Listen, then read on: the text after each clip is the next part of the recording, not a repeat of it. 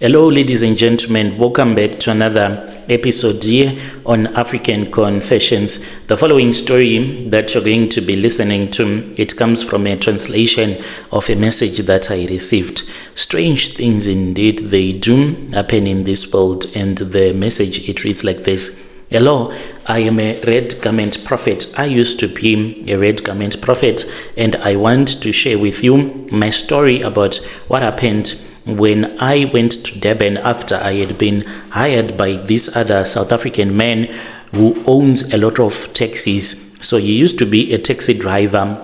Then that was when he went to a Sangoma and he did his Ukutwala rituals, and then he was given a Tokoloshe. So this Tokoloshe, it was staying in the body of his daughter. So what happened was that his daughter then started to develop a lot of weight. She gained a lot of weight in a very short period of time until she was unable to move. She could not even fit properly in a normal wheelchair. They had to modify the wheelchair that they had bought for her because she was too big. She was very huge, and it was being caused by the Tokoloshe that was staying inside of her body. This Tokoloshe was even making her to become its wife, and she had to be moved around. And he told me that he had also modified one of his Mercedes Vito bus, and they had put a bed in there if they wanted to go out, and if she also wanted to go and see the mall, they would go with that Vito bus, and she would be sleeping on a bed. She was even unable to go into the mall because of her huge body, and they would just open the window for her so that she can just watch other people walking in and out of the mall whilst they were busy doing their grocery shoppings. This is what the man told me. And when he told me that he was looking for a man and he had been directed to me by his other friend, and I was known as the Tokoloshe catcher, and I did not play with Tokoloshes, but this was just a name to scare people that I had given to myself. I was no Tokoloshe catcher. I had never had like a real encounter with a Tokoloshe ever since I had started working. I used to create my own Tokoloshes, the ones that I would pretend as if I have caught at someone's house, but I was not a certified Tokoloshe catcher. This was my own hustle. And when he took me to Dubarn, I even had a dream. This Tokoloshe, it was even warning me, telling me not to even come to Dubarn because it was going to deal with me. The money was good.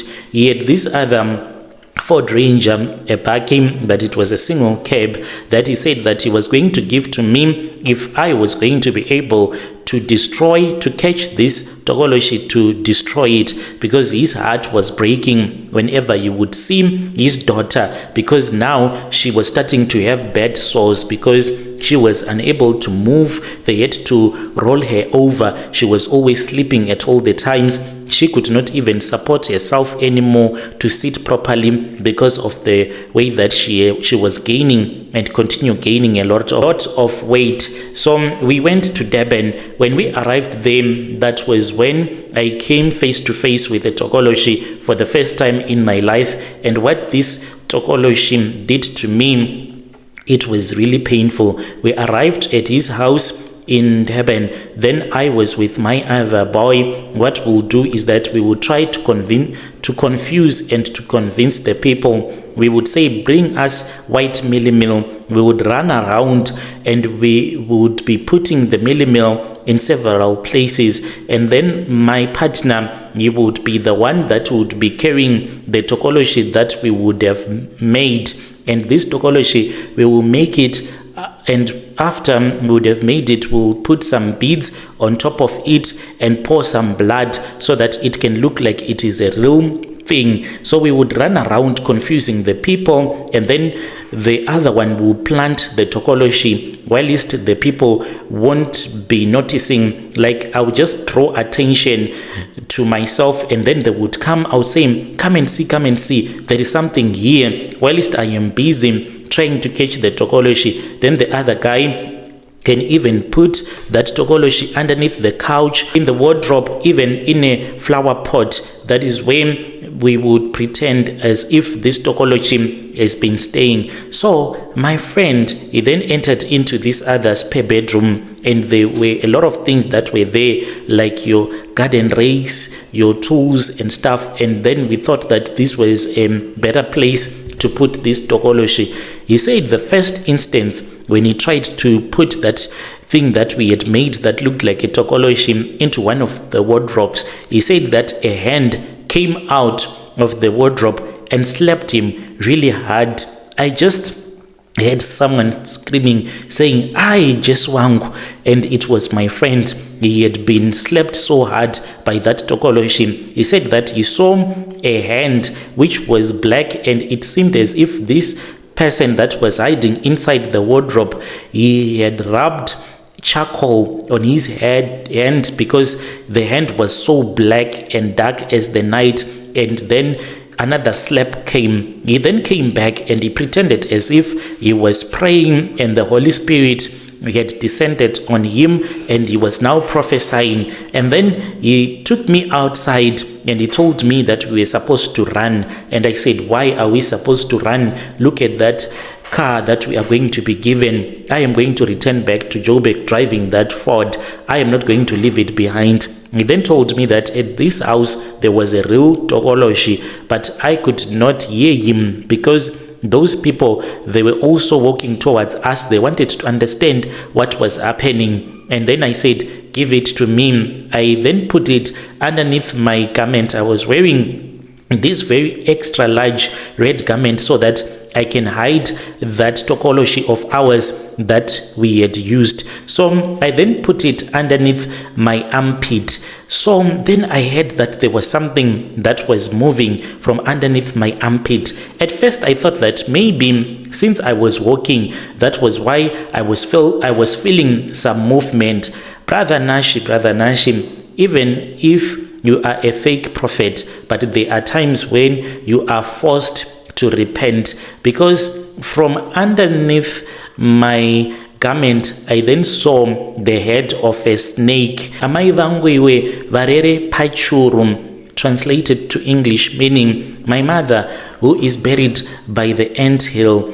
I had never seen something like what I saw on that day. The snake, it was underneath my armpit and it was moving. I felt really cold.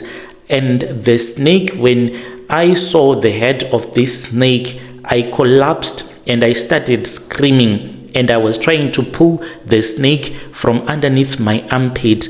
And then I ended up removing the red garment that I was wearing. Then we started to run. By the time that we started to run, me and my friend, I was only wearing a 3/4 short and I had nothing underneath. All the things that I used when we were faking these prophecies, I left it at that house. We had to buy some clothes for me because I was not wearing shoes, and my friend also was not wearing any shoes. We had to ask our wives that we had left back in Joburg to do e-wallets for us, and we returned back to Joburg. From that day onwards, I told myself that I did not want to fake these prophecies anymore, because there are people out there that you can think that maybe they do not have Tokoloshes, but they do have those Tokoloshes. When we were running away, I still had people that were laughing at me because of the way that I nearly fainted when I saw a snake that was looking at me. It was something that I never even expected. I told myself that I will never and never do it ever again, because I used to think that Tokoloshes, they do not even exist in South Africa. It is something that people imagine, because I had made money for a very long time. I had even started a hardware back home in Zim, but it was not a big hardware.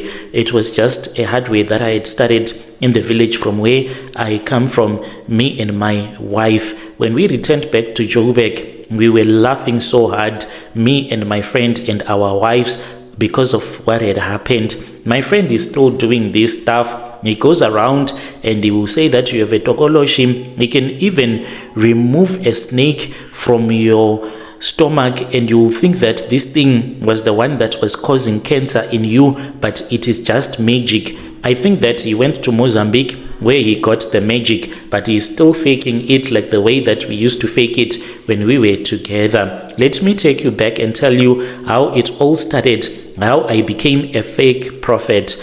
I was born and I was raised in an area that is called Dzivarasekwa in Harare, and then we used to go to this other church that is in Chitungwiza, and going there I used to see a lot of bishops and a lot of prophets from our church that would be prophesying and would even cast out demons and even burn witches spiritually. You will see someone that is said to be a witch even vomiting. I even saw a witch that vomited an entire chicken that was still alive. So I wanted this. I wanted to be like that. And because me and my friend, we were broke and we had recently finished writing our O-level exams, we did not even have anything to do. That was when another guy from our location came back from South Africa and told us that he was staying in South Africa in Tembisa, and his boss was looking for other people, but the boss was not paying so much money and you had to work really hard. We then came to South Africa. The interview was very hard. I do not want to lie to you. You were supposed to put 3 cement bags into a wheelbarrow, and like what they do at the driving school, there will be a hill stop. So you had to do a hill stop with a wheelbarrow that will be full of the cement bags. And if you roll backwards, then it meant that you would have failed the interview. We were making bricks at that brickyard.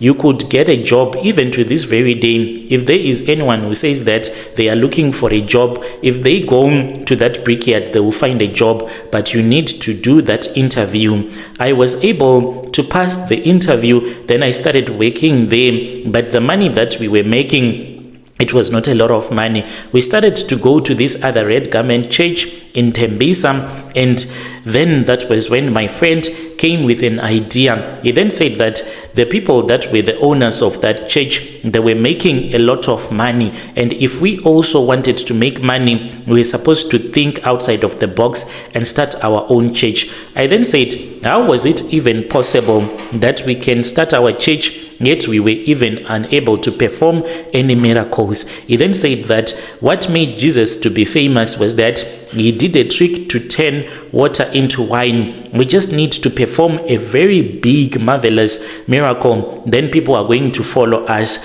So this is how he came up with an idea. He then said that what he was supposed to do is we were supposed to look for some money, and we were supposed to go and buy some potassium, if you know that chemical. We went and we bought potassium metal, and then if you just add a little bit of water, potassium will react to the water and then it will start to burn. I don't know the entire science, but if you mix potassium with water, then you can even start to burn. You can even put the potassium on top of someone, and then the potassium will start to burn, but the skin of that person is not going to burn. So when he told me about this, I said that you are lying. After we had bought the potassium metal, we then used it, and I saw that even without lighting any fire at all, then it will start to burn. And then we said this is going to work. One day at church, he then gave me a plastic, and inside that plastic there was potassium, and I had to add a little bit of water. As you know that in our church, even if you go to the red garment or white garment church, we use a lot of water. So I then said to this other woman, I can see that you have the spirit of prostitution, because she was very beautiful, that woman. She was the most beautiful woman in our church, and every man lusted after her. I even lusted after her.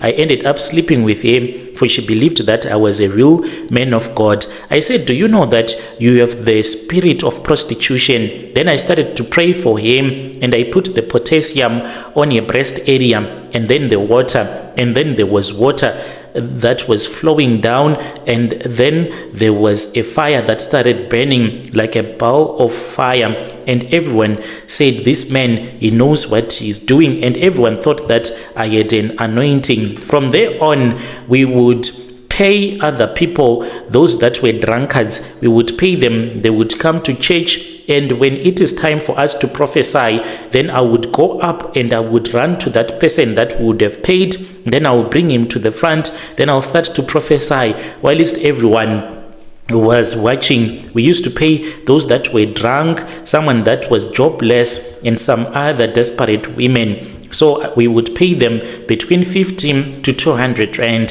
So people from our church, they started following us, and we moved out of Tembisa, and then we were able to start our own other church somewhere else. A lot of people started coming, and then they were even South Africans that started to come to our church. That was when an idea came into our mind of trying to create Tokoloshes, so that we can come to your house and then we can say that, do you know that you have a Tokoloshe at your house? And most of these people, they were having problems anyway. Some of the people, they were having problems with high blood pressure, diabetes, asthma, and we'll tell them that the Tokoloshe is the one that is causing you to have asthma, is causing you to have high blood pressure, and it will be easy for that person to believe in whatever that we would be telling them, especially those that go to your traditional churches like Shembez at CC. It is easy for them to believe that they are being haunted by the spirit of someone that hates them, who is a witch. But witchcraft is for real. People should not think that it is not for real. It is just that this was our own way of making money. So what we would do is that we would go to the shops and we would buy even a doll, and this doll, we will design it in a way that it would look so ugly and scary. Buy beads from traditional healers. Those beads that we would have bought, we would make them, and then we would even put some blood on that thing, and then we would say that this is your Tokoloshe. The other trick that most of the prophets use is that when you have spoken with the prophet, when they know your house, at night before they come to cleanse your house, they will come to your house. And we had this other charm that we were using. Even if you had vicious dogs at your house, those dogs, with the charms that we were using, they will be sleeping. They won't even make a sound. We enter into your yard. We find a place where we hide the Tokoloshe. Then the next day, or the day that we would have agreed upon to cleanse your house, when we come to your house, we know where we would have buried the Tokoloshe. We can move around pretending as if we do not know, just convincing and confusing you. But when it is time, then we would rush to that place where that Tokoloshe, the fake Tokoloshe, will be buried. Then we'll say, dig here, you are going to see him, and then you will see that there is a Tokoloshe that will be there. We even worked with some other guys that work in the farms. So in the farm, it is easy for you to find a snake. So the most easiest snake to catch, it is a puff adder. That is why you see most of the times when they say that they have caught a snake that is a Tokoloshe, it will be a puff adder because it does not move really fast. So we got connected to this other Zim guy who was working at the farm. This man, he was talented. Maybe he should be working for National Geographic because of the way that he was talented, because he could catch a snake. He used to catch snakes like your puff adder. Then he would remove the poisonous fangs, and after he would have removed those poisonous fangs, I don't know what he did with the snake, but then he would bring the snake to us, and we used to pay him 1,000 rand for a snake that he would have given to us. Then we would collect our snake. If there was someone that we had already spoken with, we would take that snake, the puff adder, and we would go to that person's house, and then we would just find a place where we would leave that puff adder, and this snake, we would find it there. And the day when we go to that person's house, we will start to look around, and I will tell that person that there is a snake somewhere here. There is a snake. I know that your Tokoloshe, it is a snake, or your grandmother's Tokoloshe had a snake. Then I would call the people and I will say, come and see. Then you will see that there is a puff adder in your wardrobe, or maybe underneath your couch or underneath your bed. Then I'll say that I am going to catch this Tokoloshe of yours. And when I catch that Tokoloshe, because this is a real snake, it will start to fight with me. It will bite me. But since the poisonous fangs would have been removed, then I will pretend as if I am fighting against that poison, and I will take the snake, throw it away. Some of these snakes, we would pretend as if we are going to throw them away later on. If we wanted to be on a budget to reuse the snake over and over again, we would return it back to that guy so that he can inspect the snake to see if there are no fangs that have already grown. And there are a lot of prophets that die because if you reuse a snake, then maybe something happens, the fangs, they grow back and then it bites you. You think that maybe it is not inserting poison into your body, but later on you see that you have made a mistake. Most of the prophets that you hear that have died whilst they are cleansing someone's home and they have been bitten by a snake, it is because the snake would have grown its fangs back. It takes a lot of courage to do that kind of a job. But I was earning real good money, but I stopped after we were bitten by a Tokoloshe, a real one, in Dubarn. I will never forget that story, knowing that you have something that does not live, that is underneath your armpit. Then there is a snake that is now underneath your armpit. Even if someone tells me right now that they have 20k that they want to give me so that I can cleanse their house, I will run away from that person. I will never do it again. Dear listeners, right there was a message that was sent to me by one of our DM brother. Strange things indeed they do happen in this world. Let us try to speak with our brother in the comment section.